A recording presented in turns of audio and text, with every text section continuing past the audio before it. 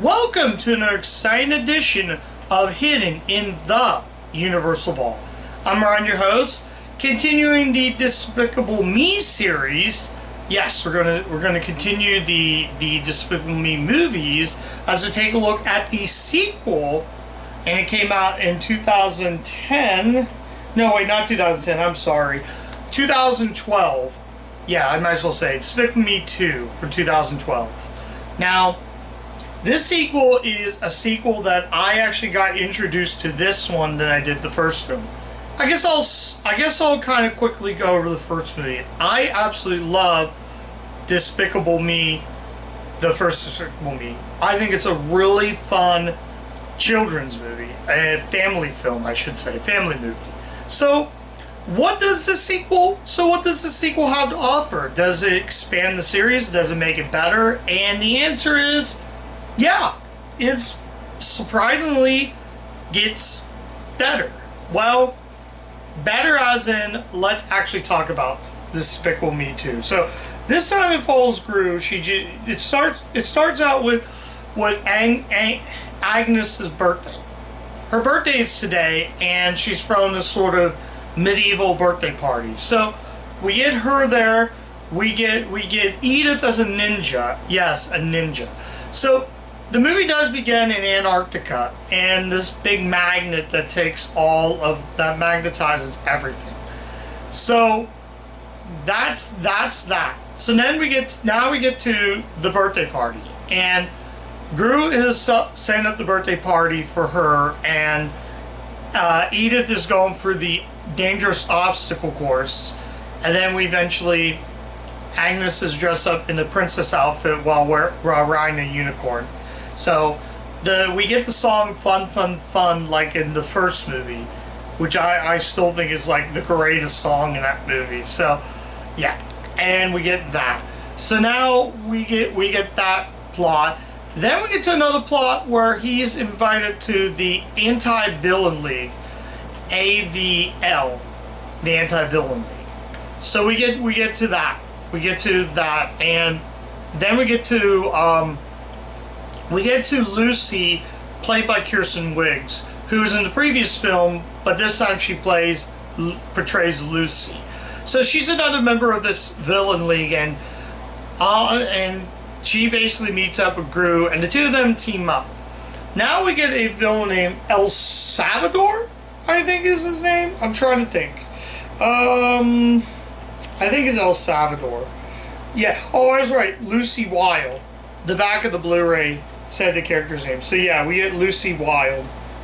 And yeah, and then we get a villain who makes this injects this purple serum that makes the minions go all kooky and crazy. They start growing teeth and all that. So El Salvador plans to do that, basically kidnapping his minions, and that's really what that character is. Then Margot's relationship with the villain's son, and they go to this Mexican restaurant. So we get that, owned by El Salvo. I think it's El Salvo or El Salvador. I'm not really sure. So they sneak in to figure what's going on, and all of a sudden we get his pet chicken. Yeah, his pet chicken starts attacking both Gru and Lucy. So once again, Gru is voiced by Steve Carell, and yeah, most of the returning cast comes back. So you get Miranda Cosgrove. She's back in it. She plays Margot, the girl with the glasses. I love everything about it. Now, let's talk again about the minions. I think the minions are strongest. I think they get funnier. And yeah, as you can see, I'm wearing my Despicable Me T-shirt just for this review. So we get that. So we get those characters, and again, just like Illumination, we get likable characters. We get a great plot. We get cute characters like the minions. So we get some more minions here and there, and Kevin Stewart and Bob also play the factor. There's a scene in it where they have this guy. So the one minion is has sunglasses. The other one's dressed up, I want to say, as an Amish guy. He's dressed up as an Amish person, and the other minion's dressed up as a girl. So I love the fact that they're going down the escalator. The one minion who's disguised as a girl, the dress comes off it, and then this minion's like panicking, trying to cover it up, and then finds a flower pot.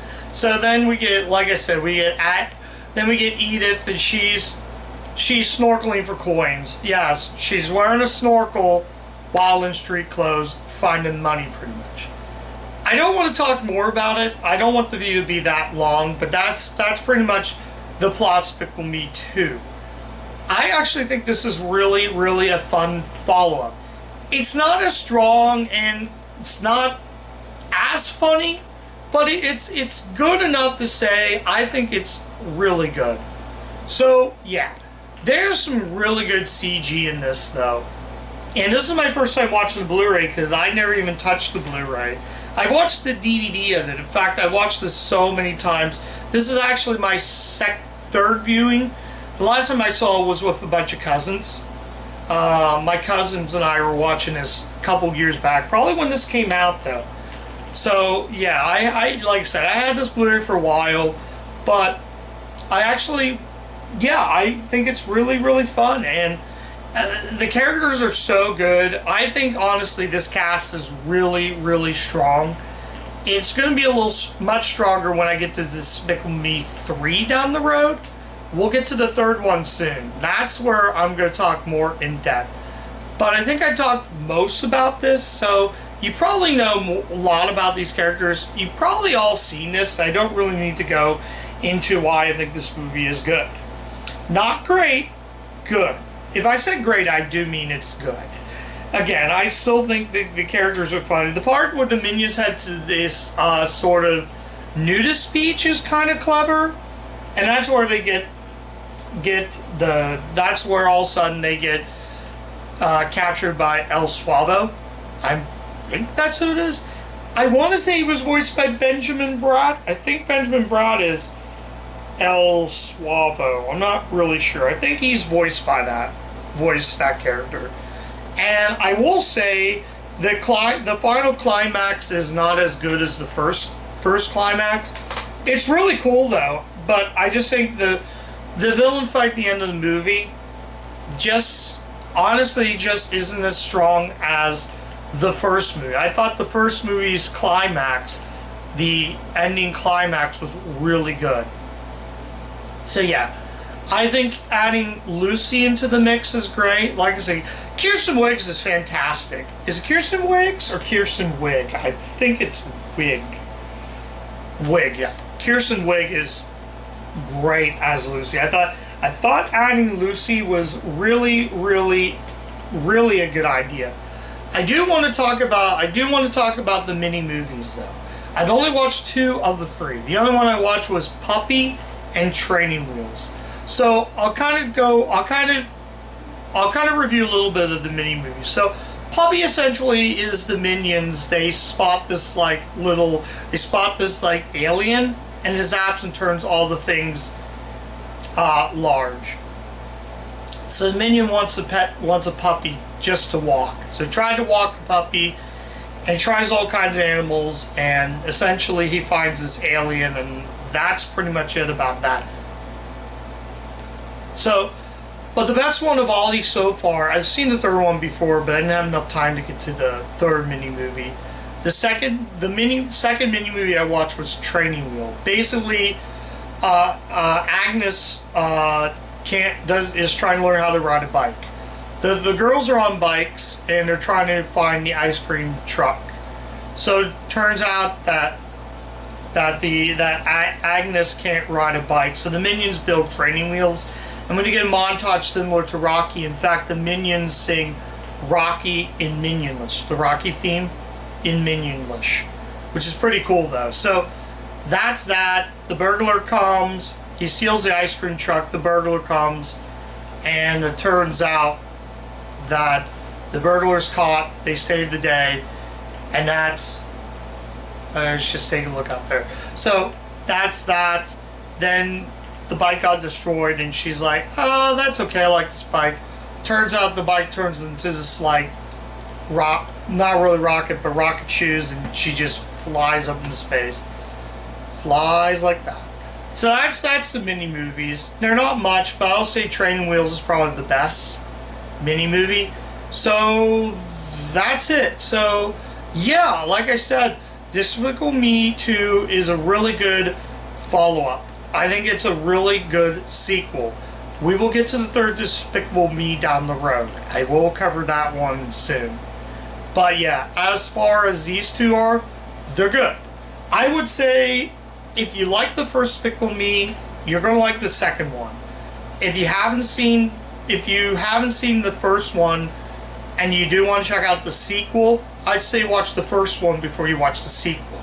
So yeah, like I said, it's good, not great, but I think honestly it's really good for what it is. So yeah, so I'm trying to think of anything else. Is there any negatives I can think of? The only negative I could say is the final climax wasn't as strong as the first movie's climax, but still, it's good for what it is. It has a good message. I'm not going to give away an ending, but I'm going to tell you this. The Minions sing the YMCA, and they're dressed up in the same outfits that the Village People did. So that's funny. That alone is good. The ending is good, I will say. I like the moral and the message at the end. So yeah. I'm gonna give Despicable Me 2 a 4 out of 5. I would have gave it a 5 out of 5 if the movie did make me laugh out loud. The first movie was just laugh out loud a hoot. So that's why I gave that one a 5 out of 5. But as far as the sequel, it's a 2. Sorry, not that. 4. It's a 4 out of 5. Yeah, 4 out of 5. I'm just gonna leave it that. So yeah, give this one a watch. Definitely check the movie out. Give Despicable Me 2 a watch. It's good. So yeah, that's that. So that's my review of Despicable Me 2. Thank you guys so much for watching. If you do like the content of the channel, you can go ahead and, if you want to, you can subscribe to the channel. You can, if you subscribe to the channel, you can click the bell, ring the bell, so that way you get all the news and content I put on the channel. So yeah, I'm also on Letterboxd. You guys can check me out there if you want to. And yeah, go watch Despicable Me 2. It's definitely a lot of fun. So yeah, and as always, keep watching those Universal movies, and I'll catch you guys next time. Bye.